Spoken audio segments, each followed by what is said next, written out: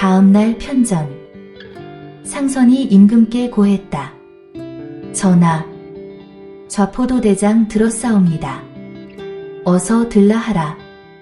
좌포도대장이 입실하여 임금에게 예를 표하며 말했다. 전하, 아르옵기 황공하오나 옥사에 수감되어 있던 홍진우가 어젯밤 살해되었사옵니다. 신을 죽여 주시옵소서. 무슨 말인가? 어찌 살해되었나? 자초지종을 말해보라. 지금까지 알려진 바로는 어젯밤 옥졸 3명과 홍진우 그리고 그의 수하들이 모두 죽어있는 것을 교대하러 갔던 옥졸이 발견하였사옵니다. 소신이 출근하여 보고를 받고 급히 오작인을 불러 시체 검안을 실시한 바 모두 목에 치명상을 입고 숨을 거두었다 하옵니다. 그리고 현장을 자세히 조사하였으나 어떤 증거나 단서는 전혀 발견되지 않았사옵니다. 이 무슨 해괴한 일인가? 어찌 밤사이에 이런 일이 일어날 수 있느냐 이 말이니라. 포천과 옥사 경비를 어떻게 했길래 아무나 침입하여 중죄인을 죽이고 달아날 수 있단 말인가? 전하, 이는 확실히 소신의 불찰이오니 어떤 벌도 달게 받겠사옵니다. 좌포도대장 이정수가 바닥에 무릎을 꿇고 엎드려 죄를 청했다. 죄를 물음은 다음에 해도 늦지 않다. 경은 바로 돌아가 홍대방을 죽인 자를 무슨 수를 써서라도 잡아와야 하느니라. 알겠느냐? 알겠사옵니다. 전하, 분부를 받잡고 반드시 범인을 추포하여 대령하겠사옵니다. 좌포도대장이 물러나자 임금은 상선을 불렀다. 이봐, 상선, 밖에 있느냐? 예, 전하. 상선은 지금 당장 내금위장을 들라 이르라. 잠시 후 내금위장이 입실했다. 전하, 불러 계시옵니까? 그래, 내금위장. 어제 내금위 금군들이 추포하여 좌포청에 수감한 죄인들이 모두 죽임을 당했다. 예, 전하. 어떻게 그런 일이 생길 수 있사옵니까? 좌포청의 범인을 추포하라 명했으니 곧 범인의 윤곽이 드러날게야. 내금위장은 따로 할 일이 있어. 전하, 하명하시옵소서. 내금위장은 오늘 저녁에 의명과 선무관에 머물고 있는 사제 그리고 선무관 제자 한두 명을 지원받아 남촌 기와집을 급습하여 관련자들 모두 추포하도록 해. 전하, 소신 신명을 다 바쳐 소임을 완수하도록 하겠사옵니다. 어둠이 깔리기 시작한 남촌. 하늘엔 저녁 노을이 예쁘게 불타오르고 있었다. 행인의 발걸음도 뜸한 남촌 주화위조소 앞거리의 성우, 이혜진, 현인중, 남수련, 내금위장이 모습을 드러냈다. 이들은 지금 임금의 명을 받아 주화위조소를 급습하기 위해 움직이고 있었다. 기와집 담을 하나, 둘씩 뛰어넘어 마당에 착지하는 순간 지키고 있던 호위무사들이 이들을 발견하곤 소리 질렀다. 웬 놈들이냐? 호위무사들은 칼을 빼들고 이들 일행을 제지했다. 내금위장이 외쳤다. 순순히 투항하면 목숨만은 살려주겠다. 어림없는 소리. 대꾸하면서 호위무사들은 필사에 저항을 했다. 얼마 되지 않아 호위무사들은 밀리며 폐색이 짙어졌다. 내금위장이 다시 한번 소리쳤다. 지금이라도 칼을 버리고 무릎을 꿇어라. 하는 소리가 끝나기도 전에 호위무사들은 입속에 무언가를 털어넣었고 이윽고 모두 피를 토하며 쓰러졌다. 아뿔싸. 음도. 내금위장이 급히 쓰러진 자들에게 가 몸을 흔들었으나 이미 모두 숨을 거둔 뒤였다. 이혜진이 내금위장에게 말했다. 김부장 나리. 소용없어요. 저들의 상투수법이에요. 서둘러 안으로 들어가야 해요. 알았소. 내금위장과 서무가 안으로 뛰어들어갔고 이혜진이 뒤를 따랐다. 남수련은 저들의 독한 행동에 이마를 찌푸리며 현인중에게 말했다. 어쩌면 저럴 수가 있죠? 강호에선 흔한 일이에요. 괴념치 말고 들어가지요. 안으로 들어간 일행은 어디에도 사람을 발견할 수 없었다. 사랑채, 안채 모두 텅 비어 있었다. 쥐 죽은 듯 조용했다. 그들은 별채로 들어갔다. 저들은 별채를 개조해 주전소로 사용하고 있었다. 주전 기기들은 고스란히 놔둔 채 바람처럼 사라졌다. 아직도 주전로의 불은 활활 타오르고 있었다. 도무지 상황 파악이 안 되었다. 당연히 있어야 할 사람들이었다. 그런데 아무도 없다. 현인중이 말했다. 우리가 밖에서 싸우는 동안 도주한 게 아닐까요? 남수련이 현인중의 말에 동조하며 말했다. 그럴지도 몰라요. 뒷문이 있나 찾아보죠. 일행은 별채를 나와 뒷문이 있는지 찾아보았지만 뒷문은 없었다. 담이 높아 넘기에는 불가능했다. 군관들을 포함해 10여 명이 넘는 인원이었다. 더구나 조사려같이 연로한 사람도 있었는데 그 짧은 시간에 모두 어디로 갔는지 상상할 수조차 없었다. 서무가 말했다. 원래 아무도 없었던 게 아닐까요? 이 말에 이혜진이 대답했다. 사제. 그건 아닐 거예요. 마당에서 호위무사가 우리를 막았다는 것은 분명히 안에 사람들이 있었다는 것을 말해주잖아요. 그렇군요.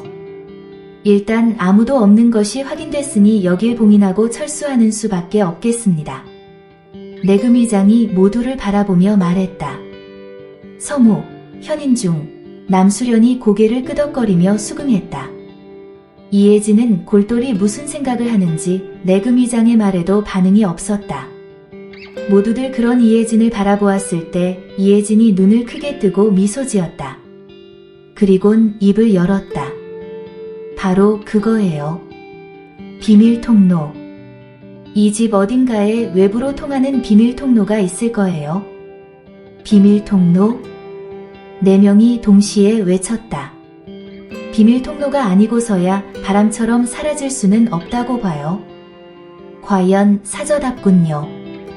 비밀 통로라 유사시에 대비했군요. 내금위장이 말했다. 남수련과 현인중이 이혜진을 쳐다보았다. 이제 어떻게 하면 좋은지를 묻는 것 같았다. 이혜진이 말했다. 분명 뒷마당 어딘가에 입구가 있을 거예요. 다 함께 찾아봐요. 그들은 마당을 샅샅이 살폈다. 담 밑을 세심히 살피던 남수련이 소리쳤다. 찾았어요. 여기에요. 모두 남수련이 있는 곳으로 갔다. 과연 담과 가까운 곳에 땅 위를 덮고 있는 동그란 철판이 보였다. 서무가 철판을 들어 올렸다. 밑으로 내려가는 계단이 보였다. 틀림없는 비밀통로 입구였다. 서무가 먼저 내려갔으나 다시 올라오며 말했다. 너무 캄캄해서 앞을 분간할 수 없소. 그럴 거예요. 별채에 회가 있을 거예요. 이혜진의 말에 내금위장이 소직이 가져오지요. 라고 대답하며 별채로 걸어갔다. 이윽고 내금위장이 회에 불을 붙여 가지고 왔다. 소직이 먼저 내려가지요. 하며 내금위장이 밑으로 내려갔다. 일행은 통로를 따라 한참 걸어갔다. 드디어 출구로 나가는 계단이 나타났다. 내금위장이 계단을 올라가 출구문을 열고 밖으로 나갔다. 일행이 모두 나온 곳은 역시 다른 기와집 마당이었다. 그러나 조용했다. 집안은 텅 비어 있었다. 만약의 사태에 대비해서 피신한 모양입니다. 내금위장이 말했다. 그런가 봐요. 주화 위조범을 밝히려는 우리의 노력이 수포로 돌아갔네요. 이혜진이 실망스런 얼굴로 말했다. 사저. 오늘은 실패했지만 언젠간 꼬리를 잡을 날이 올 것이니 너무 실망하지 말아요. 그래요. 이 낭자. 비밀 통로가 있으리라 상상조차 못했잖아요. 남수련이 위로하자 현인중도 그렇소. 주하위 조범을 바로 눈앞에서 놓쳐 분합니다만 다음을 기약해야 하오 라며 말했다. 이들은 허탈한 모습으로 별채를 지나 밖으로 나왔을 때는 이미 날은 어두워져 있었다. 계절은 바뀌어 겨울이 되었다. 밤새워 내린 눈이 온 사냐를 하얗게 물들였음에도 무엇이 부족한지 아침이 되어서도 한방눈이 펑펑 내리고 있었다. 추운 계절의 거센 바람에 휘몰아치는 눈을 뚫고 서무와 이혜진은 무악재 아래까지 걸어왔다. 이들은 지금 개성부로 가기 위해 길을 나선 것이었다. 이혜진이 하필이면 이렇게 추운 계절에 서둘러 길을 나선 것도 하루라도 빨리 개성 부윤 송세옥을 만나서 들어야 할 이야기가 있어서였다. 서무는 이혜진의 먼 여정을 함께 하기로 하고 선뜻 따라 나섰다. 사저. 눈보라가 드세군요. 춥지 않아요? 괜찮아요. 이런 눈보라쯤이야 끄떡없어요. 그런데 여기서 꼭 들렸다 가야 할 곳이 있어요. 그래요? 어딘데요? 이혜진이 앞에 보이는 인왕산 서쪽 자락을 가리키며 대답했다. 저곳이에요. 같이 가실래요? 앞으로 함께 먼 길을 가야 하는데 무슨 일이든 같이 해야죠. 이혜진의 얼굴이 살며시 붉어졌다. 그렇군요. 바보 같은 질문이었네요. 끝없이 올 것 같던 눈이 그치고 하늘이 개는가 싶더니 햇살이 하얗게 쌓인 눈 위에 쏟아져 내렸다. 그들은 인왕산 자락으로 올라갔다. 얼마를 올라가 이혜진은 일기에 무덤 앞에 멈췄다. 무덤엔 묘비도 없이 달랑 봉분만이 눈에 덮여 있었다. 그녀는 짊어진 괴나리 보찜을 풀어 그 안에서 도자기 주병과 잔 2개를 꺼냈다. 2개의 잔에 술을 그득 채워 무덤 앞에 놓고 절을 올렸다. 서무가 이상하다는 얼굴로 물었다. 사저. 무덤은 하나인데. 아. 합장묘군요. 그래요, 사제. 이분들은 부부지간이에요. 남편분이 나하고 금난지교를 맺었고요. 사저. 젊은 나이에 안 됐군요. 웬걸요. 나보다 나이가 25살 위였어요. 그런데도 마음이 서로 통하여 친구가 되었지요. 25살이나 차이가 나는데도 친구지간이었다니 대체 어떤 분이었나요? 지금은 말할 수가 없어요. 언젠가 누구인지 말하게 되는 날이 온다면 기쁨의 눈물이 흐를 테지만 그런 날은 오지 않을 거예요. 밝힐 수 없는 분이라. 무슨 사연인지 말해줄 수는 없나요? 나중에 말해줄게요. 그보다 사제. 내 친구의 무덤인데 나를 봐서라도 한 잔 술 올리지 않을래요? 사저의 친구인데 당연히 올려야지요. 서무는 이혜진이 가득 채워준 2잔 술을 무덤 앞에 조심스레 놓고 정중히 절을 올렸다.